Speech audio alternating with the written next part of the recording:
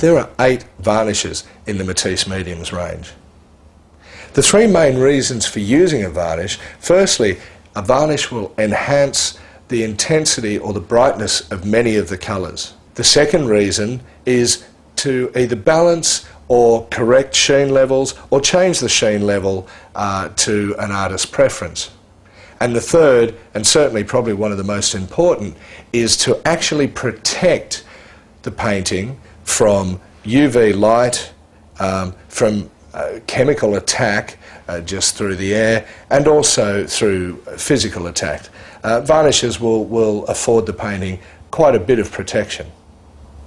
There's several things to consider when we're varnishing: how to apply the varnish, why we're applying the varnish, and which varnish to apply. In the Matisse range, there are 3 ranges of varnishes: water-based acrylics, solvent-based acrylics, and water-based polyurethanes. And in those 3 ranges, there are different sheen levels, from matte through to a gloss.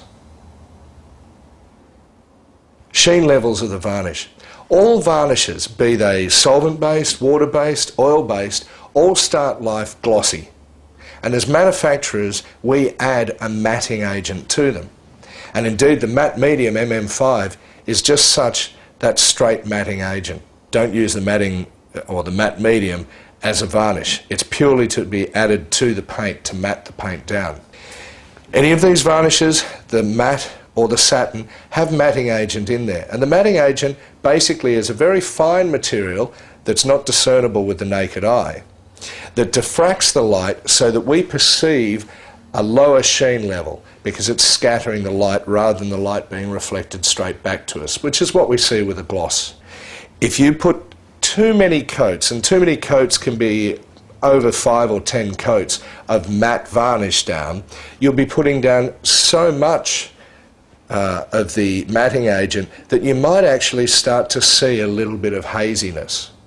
If, for instance, with decoupage or for any other reason where you would want to put a lot of varnish down, 10 or 15 coats, but you still want a matte finish, we would advise putting 10 coats of gloss varnish down, whichever one, solvent-based or water-based, and then using the same type of varnish over the top, put about 5 coats of matte varnish across the top.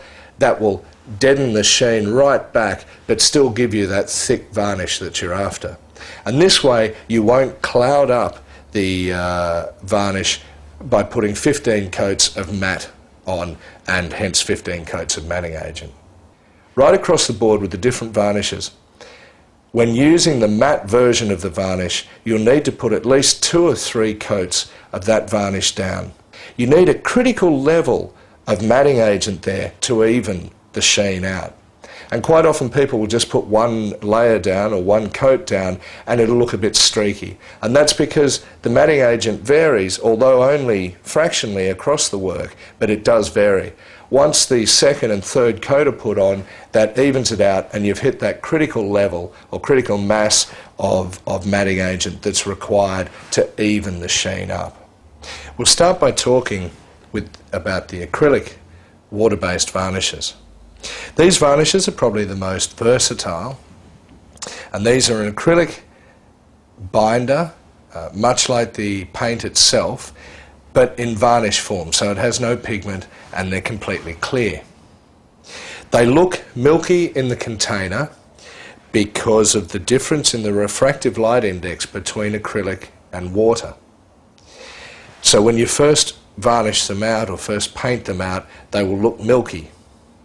It's very important to put these water-based varnishes down in very thin coats so that the water dries out of them, the water will evaporate out of them and dry out of them quickly and not get trapped inside. If you trap water inside, for instance, if you force dried the varnish using a hairdryer or putting it in direct sunlight, you can actually trap the water inside, and this will trap this cloudy phenomenon or this milky translucency in the varnish, which is obviously not what we want to do. There is a gloss, a satin and a matte, and they're called polymer gloss, polymer matte and polymer satin varnish. These can be used to be added to the paint as a binder, They can also be used as sealer and indeed as a varnish. Normally we would dilute them with water, anywhere from 1 part water to 9 parts varnish, up to equal parts water and varnish, depending on weather and the temperatures and the humidity on the day that you're actually varnishing. The optimum temperature for varnishing and painting, for that matter, is above about 12 to 13 degrees Celsius and below about 30 to 35 degrees Celsius, with a mid-range humidity.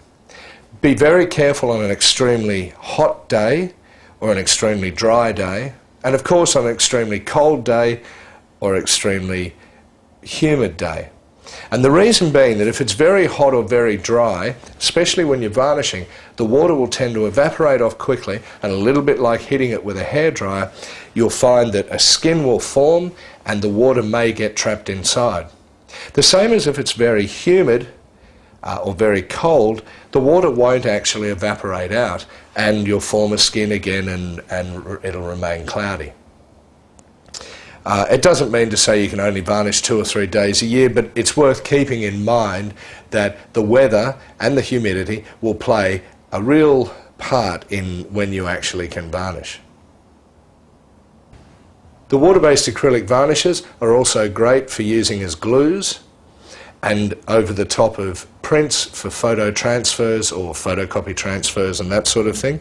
The water-based acrylic varnishes are also terrific for decoupage with sealing the papers, sealing the surface, gluing the paper to the surface, and then subsequent coats of varnish over the top. The MM11 satin varnish and the MM19 poly-U-gloss varnish are both polyurethane varnishes.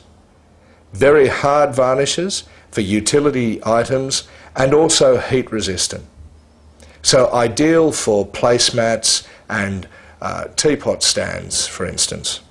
These varnishes don't come in a matte because the polyurethane is an extremely high gloss varnish or binder, and so therefore the amount of matting agent that would be necessary would actually show up and would be cloudy. So there's just the satin and the poly-U.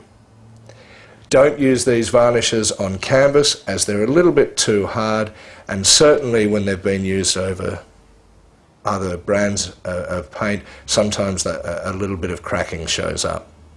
They're fine over the Matisse, but normally we would say, because they're so hard, best to stick to hard substrates such as craft wood or wood. The solvent-based varnishes are still an acrylic varnish, but they're dissolved in terps. Now what this means is they dry differently to the water-based varnishes. They can be stripped back off 10 years' time if you fancy, so they make a brilliant conservation varnish. The solvent-based varnish dries differently and leaves no little pores or holes for anything to get through, be it dirt, rubbish or even water. And that makes the solvent-based varnishes perfect for use on outside murals and paintings. And in fact, this is the varnish that we recommend that should be used for outside work. And the terp-based varnishes can also be used over oils, but do leave your oil painting 6 to 12 months before varnishing it. And just note, with the matte terp-based varnish, it's an extremely matte finish which a lot of people love, but the matting agent always falls out of solution, so you have to give it a really good stir to get that back in solution. The matting agent is clear on the bottom in the resin, and so when you open the tin you won't be able to see it. Make sure you stick a stick in and stir it around really well. When I'm saying this, 5 or 6 minutes stirring doesn't sound like a long time, but stirring a can for 5 or 6 minutes can seem like an eternity. But you must stir it back in to get the full dispersion of the matting agent.